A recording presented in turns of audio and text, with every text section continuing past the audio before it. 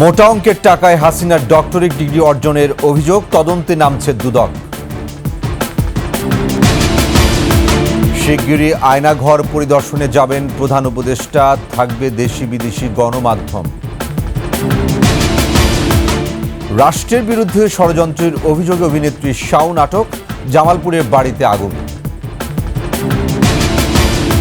৩২ নম্বর সহ সারা দেশে আওয়ামী লীগ নেতাদের বাড়িতে আগুন, হাসিনার বক্তব্যে ক্রোধের সৃষ্টি, প্রধান উপদেষ্টার দপ্তর। প্রাথমিকের ৬,৫০০ নিয়োগ বাতিল, এজলাসের সামনে বিক্ষোভ, ভাঙচুরের চেষ্টা।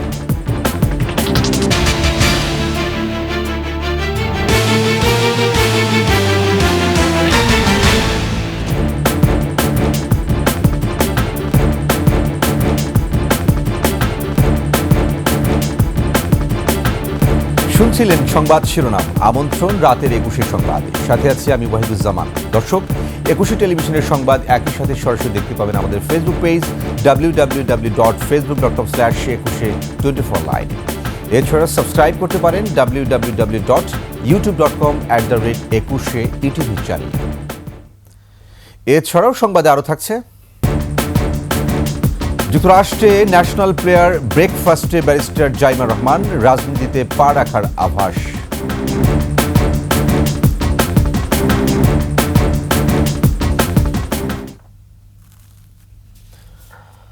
ক্ষমতাচ্যুত প্রধানমন্ত্রী শেখ হাসিনা বিশাল বহর নিয়ে বিদেশ সফরের নামে বিপুল রাষ্ট্রীয় অর্থ অপচয় করেছেন বলে তথ্য পেয়েছে দুর্নীতি দমন কমিশন দুদক। ক্ষমতার শেষ ৫ বছরে শেখ হাসিনা বিদেশ সফরের জন্য ৪৫০ কোটি টাকা ব্যয় করেছেন। এই সময়ে ভিভিআইপি ফ্লাইট পরিচালনা করা হয়েছে ৪৮টি। ভুয়া ডক্টরেট ডিগ্রির জন্যও সরকারি অর্থ ব্যয় করার অভিযোগের বিষয়ে তদন্ত শুরু করেছে দুদক। বিস্তারিত জানাচ্ছেন সুমাইয়া খান। টানা ১৬ বছর ক্ষমতায় থাকাকালে জাতিসংঘের প্রায় প্রতিটি অধিবেশনে সরকার প্রধান হিসেবে যোগ দেন শেখ হাসিনা। প্রতিবারেই বিশাল বহর নিয়ে যেতেন নিউ ইয়র্কে। শেখ হাসিনা ২০১৫ সালে ২২৭ জনের একটি দল নিয়ে নিউ ইয়র্কের জাতিসংঘে ৭০তম অধিবেশন এবং টেকসই উন্নয়ন বিষয়ক জাতিসংঘের সম্মেলনে যোগ দিয়েছিলেন। ২০১৪ সালে ১৭৮ জন এবং ২০১৩ সালে ১৩৪ জনকে নিয়েও তিনি জাতিসংঘের সম্মেলনে গিয়েছিলেন। এসব সফরে বিপুল রাষ্ট্রীয় অর্থ খরচ হয়েছে। দুর্নীতি দমন কমিশনের গোয়েন্দা তথ্য অনুযায়ী শেখ হাসিনা বিদেশ সফরে গেলে বিমান বাংলাদেশের উড়োজাহাজ ভাড়া করতেন সরকারি টাকায়। অন্যদিকে সরকারি অর্থ ব্যয় করে বিভিন্ন বিশ্ববিদ্যালয় থেকে ভুয়া ডক্টরেট ডিগ্রি সংগ্রহ করার অভিযোগের বিষয়ে তার বিরুদ্ধে অনুসন্ধান শুরু করেছে দুদক। আরিফ হাসান দেশ টেলিভিশন লিমিটেডের কতিপয় কর্মচারীর নামে ভুয়া তথ্য প্রদানের মাধ্যমে সম্পর্কিত তথ্য গোপন করে ব্যাংকের নির্বাহী এবং কিছু অসৎ কর্মকর্তার সহযোগিতায় অবৈধভাবে টাকা আত্মসাতের অভিযোগে মামলা রুজু করা হয়েছে। দুদক মহাপরিচালক জানান, শেখ হাসিনা ও তার সহযোগীদের আরও দুর্নীতি তথ্য মিলেছে। যাচাই বাছাই শেষে এসব বিষয়েও অনুসন্ধান হবে। অভিযোগে যে বিষয়গুলো এসেছে। সুমাইয়া খান, ২১ টেলিভিশন, ঢাকা। শিগগিরই আয়নাঘর পরিদর্শনে যাবেন প্রধান উপদেষ্টা ডক্টর মোহাম্মদ ইউনূস। বৃহস্পতিবার উপদেষ্টা পরিষদের বৈঠকে এই সিদ্ধান্ত নেওয়া হয়। বৈঠক শেষে প্রধান উপদেষ্টার প্রেস উইং জানায়, আয়নাঘর পরিদর্শনের সময় প্রধান উপদেষ্টার সাথে দেশি বিদেশি মিডিয়াও থাকবে। এছাড়াও বৈঠকে রমজানের দ্রব্যমূল্য স্থিতিশীল রাখার লক্ষ্যে টিসিবির মাধ্যমে পণ্য পরিবহন, ব্যাপক হারে আমদানি ও সুষ্ঠু সরবরাহ নিশ্চিত করতে গৃহীত পদক্ষেপ সম্পর্কে আলোচনা হয়েছে। সবাই রমজানে লোডশেডিং না রাখা এবং বিদ্যুৎ সরবরাহ স্বাভাবিক রাখার বিষয়েও আলোচনা হয়।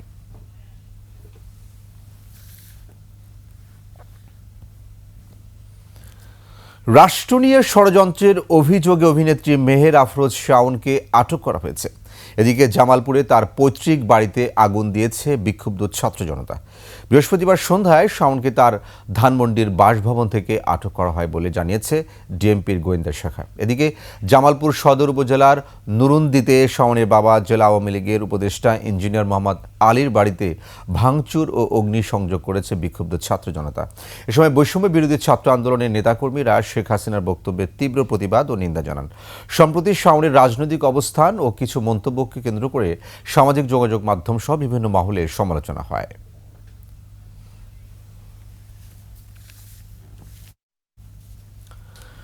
গুড়িয়ে দেওয়া হলো ধানমন্ডির ৩২ নম্বরের বাড়ি। বুধবার রাতে বুলডোজার দিয়ে অনেকটা ভেঙে ফেলার পর সকাল থেকে দিনব্যাপী ভাঙচুর আর আগুন দিয়ে বাড়িটি নিশ্চিহ্ন করা হয়। আগুন দেওয়া হয় সুধা সদনেও। বিস্তারিত সিরাত আল মুস্তাকিমের রিপোর্টে। বুলডোজার দিয়ে বুধবার রাতেই অনেকটা গুড়িয়ে দেওয়া হয় বাড়িটি। বৃহস্পতিবার সকাল থেকে দিনভর চলে বাকি অংশ ভাঙার কাজ। পুরো ৩২ নম্বর জুড়েই ছিল হাজারো মানুষের উল্লাস আর স্লোগান মুখর পরিস্থিতি। কেউ কেউ খুলে নেন বাড়ির দরজা জানালার রড, এমনকি গাছের ডাব নারকেলও বাদ পড়েনি দেয়ালের ইট। এই দৃশ্য দেখে অনেকে সতর্ক হয়ে যান। আর এটা কিন্তু বিপ্লবের প্রায় ৬ মাসের পর্যায়ে, ৬ মাসের পরেও যে বিপ্লবীরা ঐক্যবদ্ধ আছে, কেউ যে দমে যায় না। আমরা ভাই কেউ দমে গেছি? বিক্ষুব্ধ জনতা বলেন, ভবিষ্যতে যারা ক্ষমতায় আসবে ৩২ নম্বরের পরিণতি দেখে তারা যেন শিক্ষা নেয়। ভবিষ্যতে যে সরকার আসবে তাকে আমাদের এটাই বলার যে এখানে একটা শিক্ষা নিক। এটা কিন্তু শিক্ষার বিষয় যে সে তার ক্ষমতা পেয়ে আজকে যে কাজটা করে গিয়েছে যেন পরবর্তী সরকার এই কাজটা না করে। শাসক হবা তো তোমাদের উদ্দেশ্যে বলছি, তোমরাও যদি স্বৈরাচার হও, আজকে হাসিনা এবং মুজিববাদের যে পরিণতি হয়েছে ঠিক তোমাদেরও একই পরিণত হবে। তাদের দাবি, ছাত্র জনতাকে হত্যার পর অনুতপ্ত না হয়ে যে ধৃষ্টতা দেখিয়েছেন শেখ হাসিনা, এটি তারই জবাব। প্রত্যেকে ভালো হয়ে যাক। আসলে যে যত অন্যায় করবে সে দুনিয়াতে না পাইলে আখেরাতে পাবে, এবং এটা দেখে বুঝুক যে দুনিয়াতেও মানুষ কি পায়, প্রতিদান পায়। এদিকে ৩২ নম্বরের পাশাপাশি ধানমন্ডির সুধা সদনেও ভাঙচুর ও আগুন দেওয়া হয়। বাড়িটির আসবাবপত্র থেকে শুরু করে দরজা জানালা সহ বিভিন্ন সামগ্রী খুলে নেয় ক্ষুব্ধ জনতা।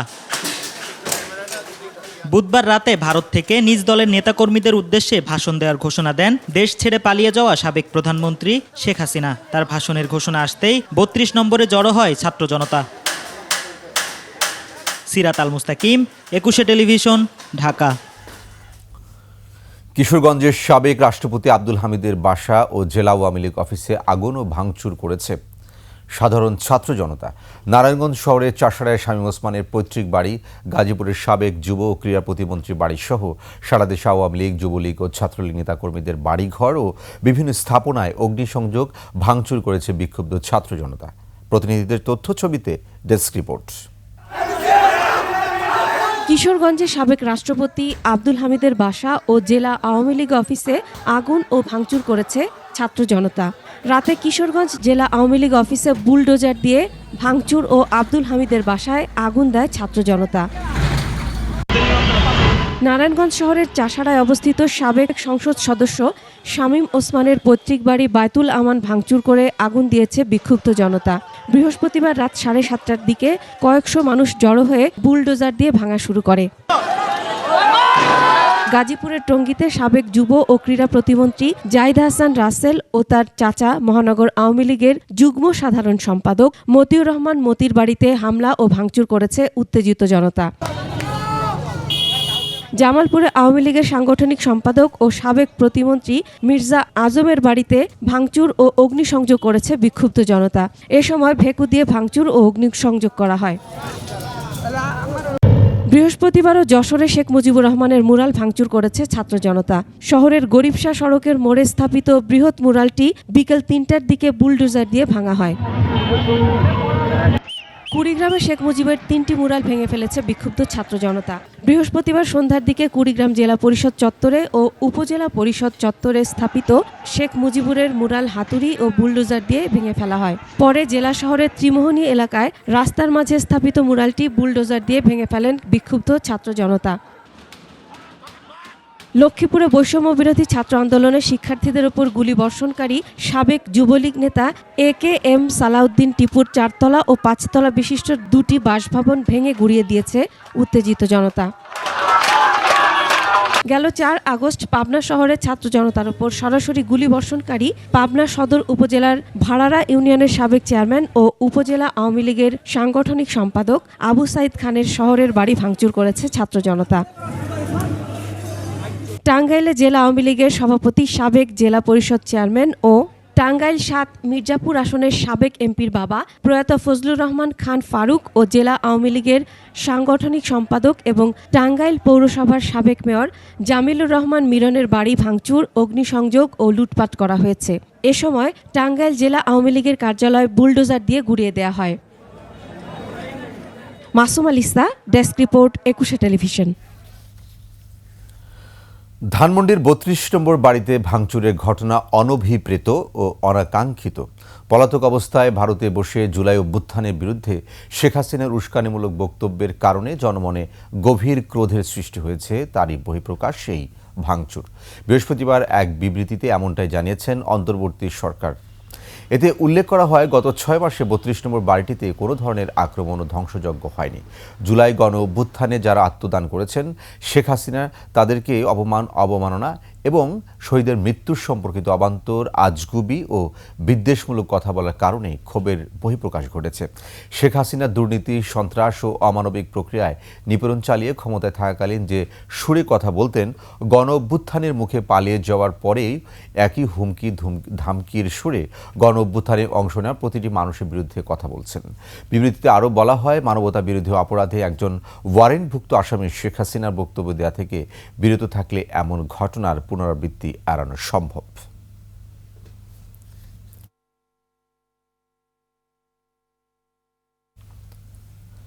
শেখ হাসিনাকে বক্তব্য দেয়া থেকে বিরত রাখতে ভারতকে আবারও চিঠি দেওয়া হয়েছে বলে জানিয়েছে পররাষ্ট্র মন্ত্রণালয়। ভারতের ভারপ্রাপ্ত হাই কমিশনারকে তলব করে এই চিঠি দেওয়া হয়। এদিকে শেখ হাসিনার দেওয়া উস্কানিমূলক বক্তব্যের কারণেই ধানমন্ডি ৩২ নম্বর সহ সারা দেশে ভাঙচুরের ঘটনা ঘটেছে দাবি করে এটিকে ক্ষোভের বহিঃপ্রকাশ বলে মন্তব্য করেছেন পররাষ্ট্র উপদেষ্টা। আকবর হোসেন সুমনের রিপোর্ট। ভারতে বসে সামাজিক মাধ্যমে আওয়ামী লীগ সভাপতি শেখ হাসিনার বক্তব্যের জেরে ভেঙে ফেলা হয়েছে ধানমন্ডি ৩২-এর বাড়িটি। পররাষ্ট্র মন্ত্রণালয়ের নিয়মিত সংবাদ সম্মেলনে এটিকে ছাত্র জনতার ক্ষোভের বহিঃপ্রকাশ বলে মন্তব্য করেন উপদেষ্টা। একটি হাই কমিশনারকে ডেকে তার হাতে প্রোটেস্টার দেওয়া হয়েছে। আমরা আবার অনুরোধ করেছি যেন তাকে রেস্টেন করা হয়। শেখ হাসিনা ভারতে থেকে যেসব বক্তৃতা বিবৃতি দিচ্ছেন সেটাকে ছাত্র জনতা ভালোভাবে নেয়নি এবং তিনি অবিরাম যেহেতু প্রভোগ করতে থেকেছেন, তারই ফলশ্রুতিতে এই ঘটনাটা ঘটছে বলে আমাদের বিশ্বাস। যদি তিনি এই ধরনের ঘটনা থেকে বিরত থাকতেন তাহলে এরকম ঘটনা হয়তো ঘটতো না। শেখ হাসিনাকে ভারত সরকার কোনো প্ল্যাটফর্মই দিচ্ছে না বলেও জানান উপদেষ্টা। আমাদেরকে যা জানিয়েছে তা হলো যে তারা তাকে কোনো প্ল্যাটফর্ম দিচ্ছে না, কিন্তু উনি তার ফোন ব্যবহার করে কিছু করছেন এবং যে প্ল্যাটফর্মগুলি ব্যবহার করছেন সেগুলি তো হলো আন্তর্জাতিক, আমেরিকা ভিত্তিক ইত্যাদি ইত্যাদি। এটাই হলো ভারতের অবস্থা। এ সময় পাকিস্তানের সঙ্গে ইচ্ছাকৃত খারাপ সম্পর্ক সৃষ্টি করে রাখা হয়েছিল বলেও উল্লেখ করেন পররাষ্ট্র উপদেষ্টা। পাকিস্তানের সাথে সম্পর্কটাকে আমরা আরেকটি দেশের সাথে বাংলাদেশের সম্পর্ক হিসাবে দেখতে চাই। আকবর হোসেন সুমন, ২১ টেলিভিশন, ঢাকা। সম্পর্কের টানা পোড়ন কাটিয়ে একসঙ্গে কাজ করতে দিল্লির প্রতি আহ্বান জানিয়েছেন অন্তর্বর্তী সরকারের পররাষ্ট্র উপদেষ্টা তৌহিদ হোসেন। ভারতীয় সংবাদ মাধ্যম ইন্ডিয়ান এক্সপ্রেসে প্রকাশিত মতামত কলামে কথা জানান তিনি। নিবন্ধনের শুরুতেই আগস্টে হাসিনা সরকারের পতনের পর দুদেশের সম্পর্কের ছন্দপতনের প্রসঙ্গ তুলে ধরেন পররাষ্ট্র উপদেষ্টা। তার মতে, হাসিনার পতন সম্পর্কে ধারণা ছিল না ভারতের। মতামতে ভারতীয় সংবাদ মাধ্যমের সমালোচনা ও সার্ক নিয়ে ভারতের আন্তরিকতাভাবে কথা বলেন তিনি। একই সঙ্গে দুদেশের অংশীদারিত্বের দীর্ঘ ইতিহাস ও পারস্পরিক সহযোগিতার সম্ভাবনার দিক তুলে ধরেন পররাষ্ট্র উপদেষ্টা। স্পষ্ট ভাষায় জানান, ভারতের সঙ্গে পারস্পরিক সম্মানের ভিত্তিতে কার্যকর সম্পর্ক চায় বাংলাদেশ।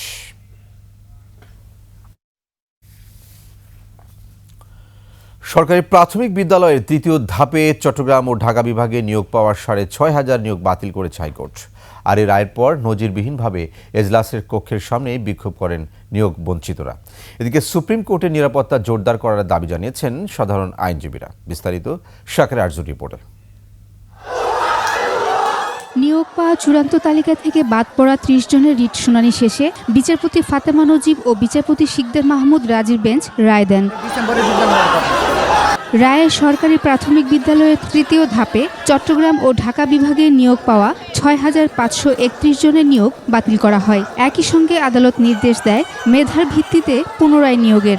২৩/৭/২০২৪ তারিখের নোটিফিকেশন ফলো করে রায় নতুন রেজাল্ট পাবলিকেশনের নির্দেশনা দিয়েছে। কিন্তু রায়ের পর নজিরবিহীনভাবে এজলাস কক্ষের সামনেই শুরু হয় নিয়োগ বঞ্চিতদের বিক্ষোভ। বিচারকদের বিরুদ্ধে স্লোগানের পাশাপাশি চলে দরজায় ধাক্কাধাক্কি। বাকবিতণ্ডা শুরু হয় আইনজীবীদের সঙ্গে। পরিস্থিতি নিয়ন্ত্রণে বেগ পেতে হয় পুলিশ সদস্যদের।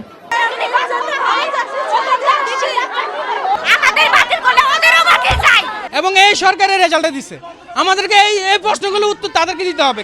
দেশের সর্বোচ্চ আদালতে এমন ঘটনা দুঃখজনক বলছেন আইনজীবীরা। মারামারি করবেন, তিনি সেখানে ভাঙচুর করবেন, লাথি মারবেন, এই যে বিষয়গুলো, এগুলো আসলে কোনোভাবেই কাম্য নয়। এই গর্জন যদি প্রধান বিচারপতি না দেন এবং সেভাবে পদক্ষেপ গ্রহণ না করেন, এই সুপ্রিম কোর্টের কোনো অস্তিত্ব ভবিষ্যতে থাকবে বলে মনে হয় না। অস্তিত্ব বলতে বিল্ডিং থাকবে, আইনের বিশ্লেষণ করব, মন খুলে সংবিধান নিয়ে কথা বলবো, এগুলো হয়তো আর আপনারা দেখবেন না। আদালত এলাকার সুরক্ষা নিয়েও প্রশ্ন তোলেন তারা।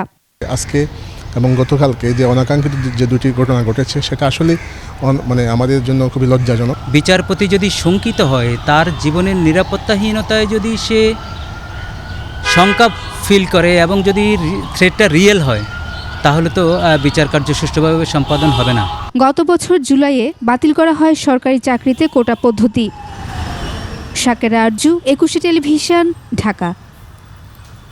যুক্তরাষ্ট্রের ন্যাশনাল প্রেয়ার ব্রেকফাস্ট অনুষ্ঠানে অংশ নিয়েছেন মুক্তিযুদ্ধের অন্যতম সেক্টর কমান্ডার শহীদ রাষ্ট্রপতি জিয়াউর রহমান ও সাবেক প্রধানমন্ত্রী বেগম খালেদা জিয়ার নাতনি এবং বিএনপির ভারপ্রাপ্ত চেয়ারম্যান তারেক রহমানের মেয়ে ব্যারিস্টার জাইমা রহমান। আয়োজক ফাউন্ডেশনের অন্যতম ব্যক্তি এবং সাউথ ক্যারোলিনার গভর্নর ডেভিড বিসলির সঙ্গে সাক্ষাৎ করেন তিনি। তার এই অংশগ্রহণ রাজনীতিতে পা রাখার আভাস বলে মনে করছেন সংশ্লিষ্টরা। আফসানা নীলার ডেস্ক রিপোর্ট। বিশ্বের উন্নয়ন ও সমৃদ্ধির পথ সুগম করার লক্ষ্য নিয়ে ওয়াশিংটন ডিসিতে হচ্ছে ৭৩তম ন্যাশনাল প্রেয়ার ব্রেকফাস্ট অনুষ্ঠান। আন্তর্জাতিক এ সমাবেশে অংশ নিচ্ছেন ৩,০০০-এরও বেশি মানুষ। এদের মধ্যে আছেন শতাধিক দেশের রাষ্ট্র ও সরকার প্রধান, জনপ্রতিনিধি সহ বিভিন্ন বিষয়ে কীর্তিমানরা। এতে বিএনপির ভারপ্রাপ্ত চেয়ারম্যান তারেক রহমানের প্রতিনিধিত্ব করছেন তার মেয়ে ব্যারিস্টার জাইমা রহমান। ৪ ফেব্রুয়ারি লন্ডন থেকে নিউ ইয়র্কে আসেন ব্যারিস্টার জাইমা। বৈশ্বিক কোনো আয়োজনে তারেক রহমানের মেয়ে জাইমার এটিই প্রথম উপস্থিতি। বিষয়টিকে চমক হিসেবে দেখছেন বিএনপি সংশ্লিষ্টরা। অনেকেই বলছেন জাইমার এই উপস্থিতি রাজনীতিতে পা রাখার আভাস। বিএনপি নেতা ডক্টর এজেড-এম জাহিদ হোসেন বলেছেন, বেগম খালেদা জিয়া ও তারেক রহমানের যোগ্য উত্তরসূরি হতে যাচ্ছেন জাইমা রহমান। তার মতে ভবিষ্যতে বলে দেবে জাইমা রহমান কতদূর যাবেন। ভবিষ্যতে বলে দিবে ইনশাআল্লাহ জাইমা রহমান আগামীতে কত দূর যাবে। জাইমা দলীয় রাজনীতিতে সক্রিয় হতে পারেন ও আগামী নির্বাচনে তারুণ্যের প্রতিনিধি হিসেবে দলীয় প্রার্থী হিসেবে অংশ নিতে পারেন, এমন আলোচনাও রয়েছে বিএনপিতে। যুক্তরাজ্যে চিকিৎসারত বিএনপি চেয়ারপারসন খালেদা জিয়া এখন লন্ডনে ছেলে তারেক রহমানের বাসায় আছেন, যার কারণে ওই অনুষ্ঠানে যেতে পারেননি তারেক রহমান। আফসানা নীলা, ডেস্ক রিপোর্ট, 21 টেলিভিশন। নিচ্ছি সংবাদ বিরতি। যখন ফিরছি তখন অন্যান্য সংবাদের সঙ্গে আরও থাকবে। শহীদ পরিবারের পুনর্বাসনের দাবিতে শাহবাগ অবরোধ, খুনিদের বিচারে আন্দোলন চালিয়ে যাওয়ার ঘোষণা। আবার আমন্ত্রণ রাতের 21 সংবাদে। গণঅভ্যুত্থানে ক্ষমতাচ্যুত সাবেক প্রধানমন্ত্রী শেখ হাসিনাকে বাংলাদেশে ফেরত পাঠানোর অনুরোধে এখনও সাড়া দেয়নি ভারত। দেশটির সংসদের উচ্চ কক্ষ রাজ্যসভায় আইন প্রণেতা ডক্টর জন ব্রিটাসের প্রশ্নের জবাবে কথা জানান পররাষ্ট্র প্রতিমন্ত্রী কীর্তিবর্ধন সিং।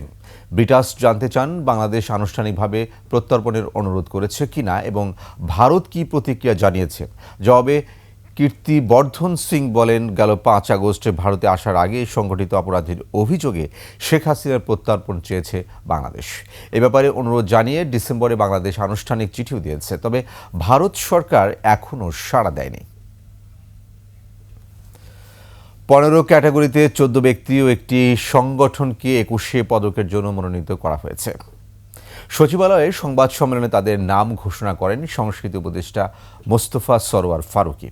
শিল্পকলা ও চলচ্চিত্র ক্যাটাগরিতে মরণোত্তর পদক পাচ্ছেন আজিজুর রহমান, সঙ্গীতে উস্তাদ নীরদ বড়ুয়া, এছাড়া সঙ্গীতে ফেরদৌসারা, আলোকচিত্রে নাসির আলী মামুন, চিত্রকলায় রোকিয়া সুলতানা, সাংবাদিকতায় মাহফুজুল্লাহ, সাংবাদিকতা ও মানবাধিকারে মাহমুদুর রহমান, সংস্কৃতি ও শিক্ষায় ডক্টর শহীদুল আলম, শিক্ষায় ডক্টর নিয়াজ জামান, বিজ্ঞান ও প্রযুক্তি অভ্র কিবোর্ডের প্রতিষ্ঠাতা মেহেদি হাসান খান, সমাজসেবায় মোহাম্মদ ইউসুফ চৌধুরী, ভাষা ও সাহিত্যে কবি হেলাল হাফিজ, গবেষণায় মইদুল হাসান সহ খেলাধুলা অবদান রাখার জন্য 21 পদক পাচ্ছে বাংলাদেশ জাতীয় নারী ফুটবল দল।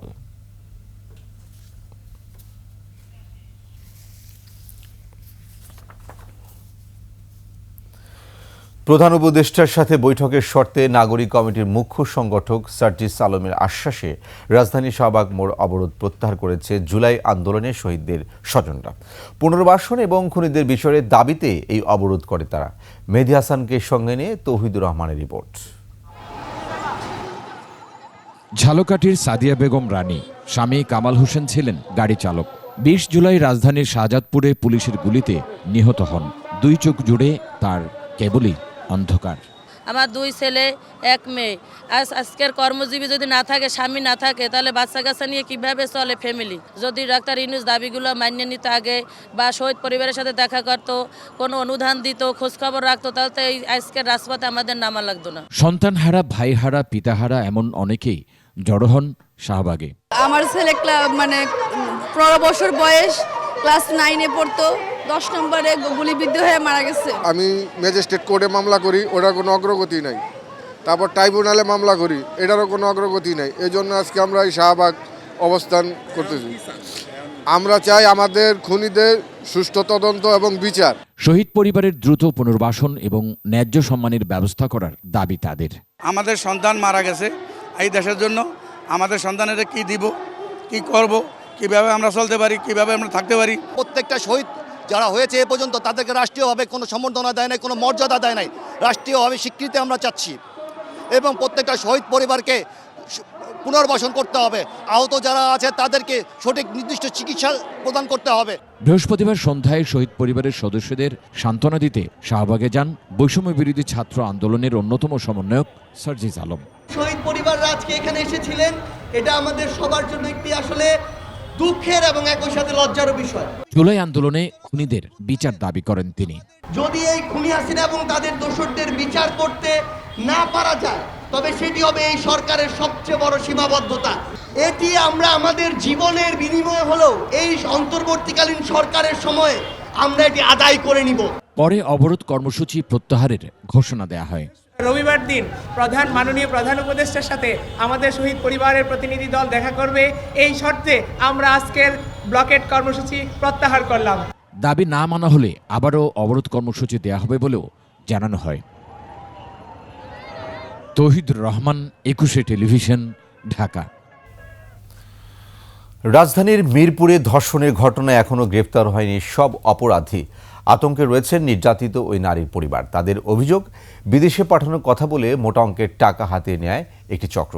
সেই টাকা ফেরত চাওয়ায় ঘটে দলবদ্ধ ধর্ষণের ঘটনা। বাকিটা থাকছে দীপু শিকদারের রিপোর্টে।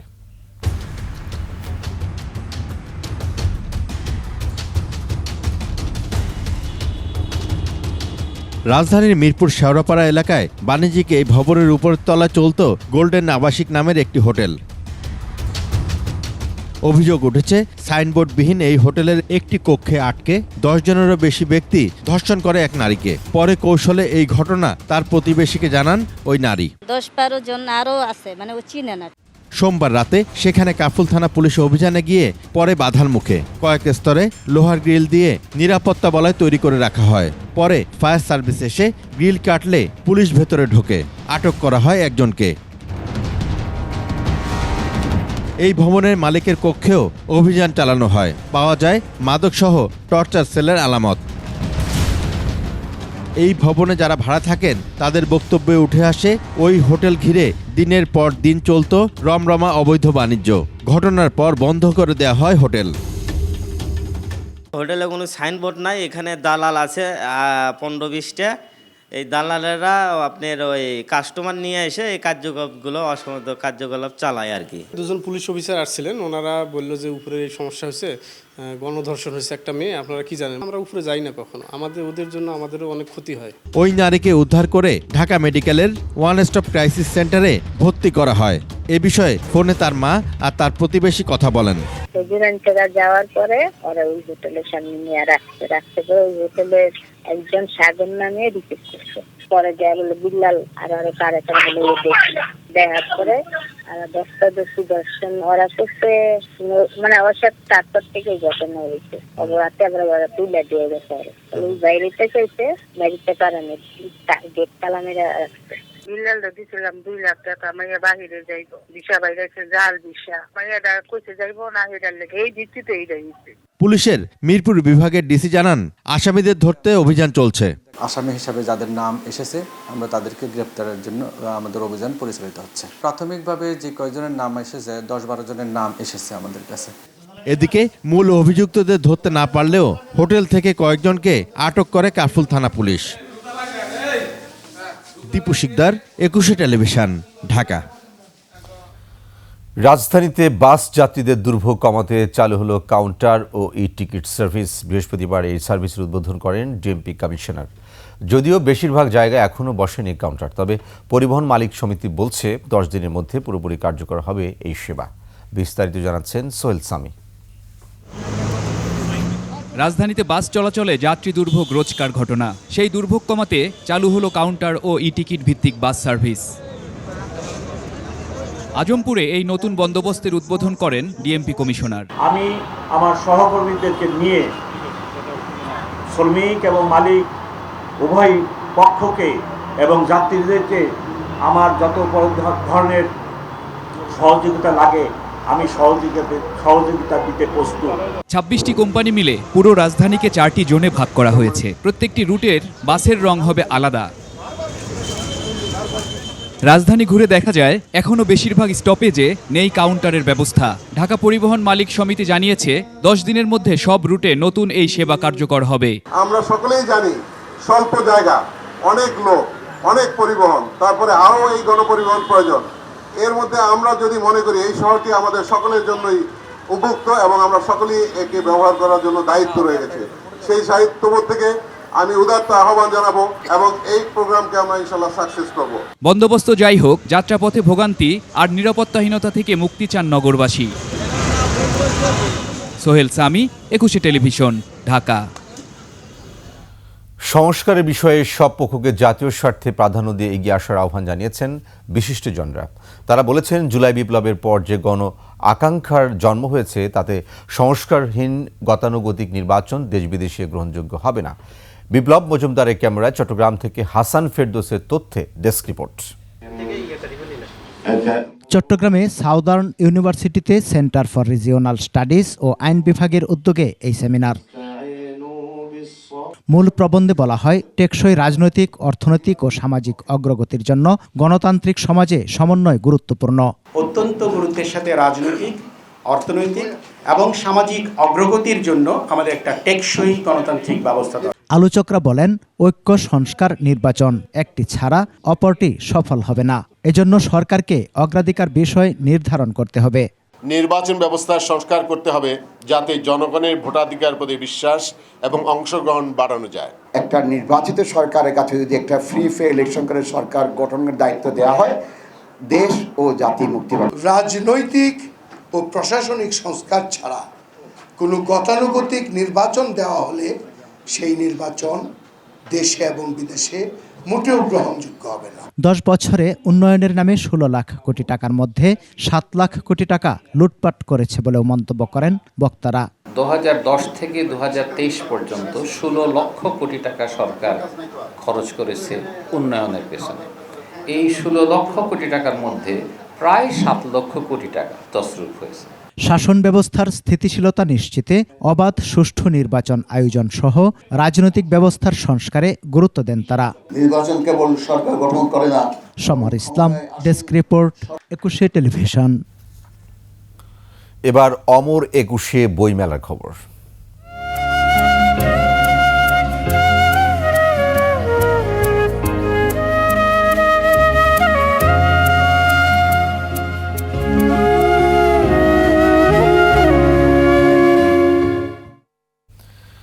একজন ব্যক্তির জগৎকে বিস্তৃত করার মাধ্যম সাহিত্য, তবে কবিতার ছন্দে বাধা থাকে মানুষের আবেগ, অনুভূতি আর জীবনের গল্প। বইমেলায় যদিও আগের চেয়ে কমেছে তরুণ মনে কবিতার প্রতি ভালোবাসা, তবে চলার পথে কবিতার প্রতিদ্বন্দ্বী এগিয়ে দেয় জীবনকেও। আরও জানাচ্ছেন প্রণব চক্রবর্তী। গাহি সাম্যের গান, মানুষের চেয়ে বড় কিছু নাই, নহে কিছু মহিয়ান।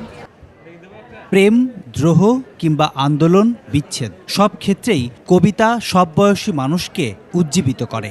বিপ্লবাত্মক কবিতাগুলো বেশি পছন্দ করি, যেমন ছাড়পত্র, হে মহাজীবন, আর এ কাব্য নয়, এবার কঠিন কঠোর গদ্য আনো। উপন্যাস হুমায়ুন আহমেদের বই এগুলাই। আর বাবুর জন্য বই কেনা হয়েছে, কবিতার বই। কবিতা পছন্দ হয়, কেউ পড়ে শোনালে শুনতে ভালো লাগে। যদিও বইমেলার বিভিন্ন স্টল ঘুরে বইয়ের পাতা উল্টে পাল্টে হরেক রকম বই কিনছেন ঠিকই, তবে পাঠকের মনে এখনও টান আসেনি কবিতায়। আমি কবিতার বই আসলে খুব একটা পড়ি না, আমি আমার পছন্দের লেখক যারা আছেন তাদেরই 4-5টা বই কিনেছি আর কি। কবিতার বই একসময় পড়তাম, এখন কবিতার বই পড়ার আসলে বয়স নাই। মেলার সময় গড়ানোর সাথে সাথে পাঠকের আগ্রহ বাড়বে বলে আশা করছেন বিক্রেতারা। গত বছরের তুলনায় এবছর কবিতার বই খুবই মানুষ কম নিচ্ছে, বিশেষ করে জুলাইকে কেন্দ্র করে যে বইগুলো এখন আসছে ওইগুলো আর কি বেশি নেওয়া হচ্ছে এবার। কবিরা এক্সপেক্ট করছেন, তাদের আশা এটা যে যারা অ্যাকচুয়ালি কবিতা পছন্দ করে, যাদের কবিতা মানে অ্যাকচুয়ালি খুবই পছন্দ, তারাই তাদের বইগুলো একটু নেড়েচেড়ে দেখুক।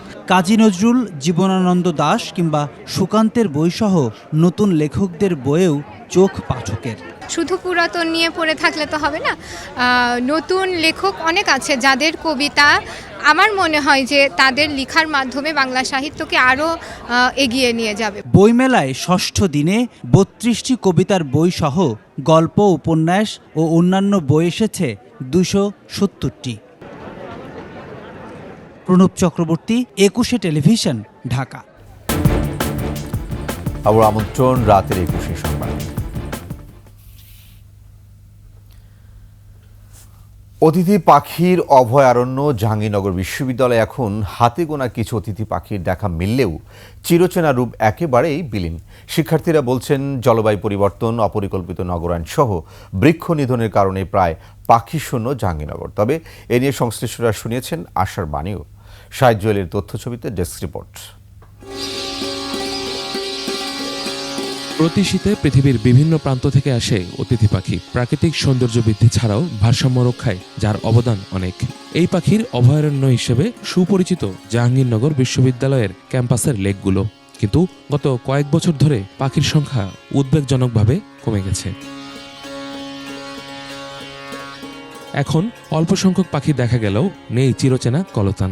লেকে একদমই পাখি নেই, দূর দূরান্ত থেকে কোনো পাখি দেখা যায় না। আমি পাখি দেখতে এসেছি কিন্তু পাখি না। শীতকালে আসলে অনেক পাখি হইতো, কিন্তু এখন ইদানিংকাল বেশ 5 থেকে 7 বছর যাবত এখানে ওই রকম ভাবে আর পাখি দেখা যাচ্ছে না। পাখির নিরাপদ আশ্রয়স্থল তৈরিতে বিভিন্ন পদক্ষেপের কথা বললেন শিক্ষার্থীরা। এটা হতে পারে এয়ার পলিউশন বা সাউন্ড পলিউশনের কারণে বা অতিরিক্ত ক্রাউডের কারণে দেখা যায় যে পাখি চলাচল কমে গেছে বা ওই রকম আর কি দেখা যায়। ক্যাম্পাস প্রশাসনের উচিত কিছু লেকগুলো ভালোভাবে পরিষ্কার করে, লেকগুলো দেখাশোনা করা। প্রশাসনের অবশ্যই একটা ব্যর্থতা আছে, ওনারা যদি আর একটু বেশি এগিয়ে আসতো, পাখিদের কথাটা চিন্তা করতো, তাহলে অবশ্যই এটা পাখিদের জন্য ভালো হতো আর পরিবেশের জন্য অনেক বেশি ভালো হতো। জলবায়ুর পরিবর্তন ও পরিবেশের বিরূপ আচরণই এর কারণ বলে জানান বিশেষজ্ঞরা। বহিরাগত পাখিগুলো আসছে, সেগুলো তো একটা নির্দিষ্ট টেম্পারেচার পর্যন্ত ওরা সাস্টেন করতে পারে। তো যখন আমাদের এভারেজ টেম্পারেচারটা বেড়ে যাচ্ছে, তখন তারা কিন্তু সেই কমফোর্টেবল টেম্পারেচারটা পাচ্ছে না, যার কারণে তারা এখানে আসছে না। দায়িত্বপ্রাপ্তদের উদাসীনতার কথা উল্লেখ করে পাখির নিরাপদ আশ্রয়স্থল তৈরি হবে বলে জানান উপাচার্য। লেকগুলো আসলে পরিষ্কার করার ব্যবস্থা করেছে, কিন্তু পাখিদের যে খাবার, সেই খাবার জন্মাবার জন্য পরিচ্ছন্ন লেকে যে পরিবেশ থাকা দরকার এবং যে সাপোর্ট থাকা দরকার, সেটা আসলে দীর্ঘদিন অবহেলার কারণে নেই। আমরা সেই দিকটিতে নজর দিয়েছি, আশা করি আগামী বছর আমরা একটা পরিবর্তন লক্ষ্য করব। পাখির নিরাপদ আবাসস্থলে প্রয়োজনীয় পদক্ষেপ এখন সময়ের দাবি। ইউসুফ হাসান নাইম, 21 টেলিভিশন। শেষ করছি রাতের 21 সংবাদ। যাবার আগে সংবাদ শিরোনামগুলো আরও একবার। মোটা অঙ্কের টাকায় হাসিনার ডক্টরেট ডিগ্রি অর্জনের অভিযোগ, তদন্তে নামছে দুদক। শিগগিরই আয়নাঘর পরিদর্শনে যাবেন প্রধান উপদেষ্টা, থাকবে দেশি বিদেশি গণমাধ্যম। রাষ্ট্রের বিরুদ্ধে ষড়যন্ত্রের অভিযোগে অভিনেত্রী শাওন আটক, জামালপুরের বাড়িতে আগুন। 32 নম্বর সহ সারা দেশে আওয়ামী নেতাদের বাড়িতে আগুন, হাসিনার বক্তব্যে ক্রোধের সৃষ্টি, প্রধান উপদেষ্টার দপ্তর। প্রাথমিকে 6,500 নিয়োগ বাতিল, এজলাসের সামনে বিক্ষোভ, ভাঙচুরের চেষ্টা।